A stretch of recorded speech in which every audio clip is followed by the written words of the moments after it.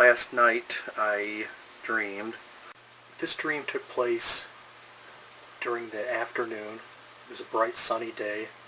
I was standing in a classroom in my old elementary school, and I was wearing a white lab coat, and I was holding a scalpel in my right hand, and lying before me on the lab table countertop next to the sink was this small brown furry animal.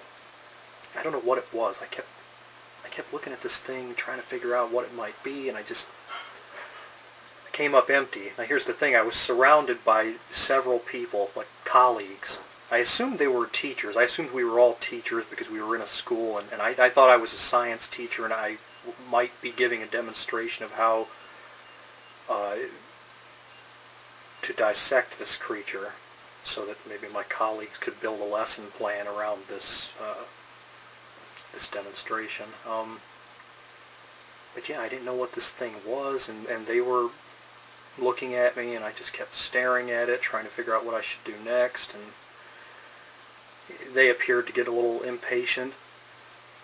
So I started talking and said, okay, first things first, we are going to make a vertical incision, and I don't know what it is, so I just say this particular creature, and just as I go in to make my first incision, which I didn't want to do, this thing didn't smell very good, and I don't know.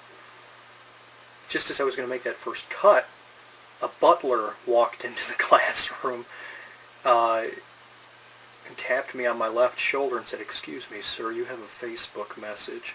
And, you know, just like the way pages would walk into fancy gentlemen's clubs or big lavish restaurants and old movies and inform patrons that they had a phone call waiting in the lobby. I was relieved to be able to just get out of there because I wasn't coming back. Once I got out of the room, I was going to ditch these people and just, you know, leave my lab coat and scalpel out in the hall and go somewhere else because I didn't want to dissect that furry little brown thing. So I didn't even bother asking this butler. And by the way, it was the butler from The Shining too, the racist butler that talks to Jack Nicholson in the bathroom.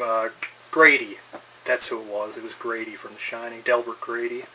I didn't bother asking him how he managed to log into my Facebook account. I said, okay, thank you, Delbert. I'll be out there in just a moment. Will you excuse me, please? And I walked out in the hall, and yeah, there was a little PC on a table in the hall, and I looked at the screen, and I'd gotten a message from a girl that I worked with years ago. And the message, it kind of scared me. It was, I don't know, it was very like overbearing and frantic, and it was just, you know, the gist of it was just like, I have to see you, I want to see you now. And I just thought, what the heck? I didn't even know that you enjoyed talking to me, let alone felt this way about me. And I looked at it. I thought, well, I'll respond to this later. And then I left the school, and then I woke up. No alarm clock today. Thankfully I don't have any work today, so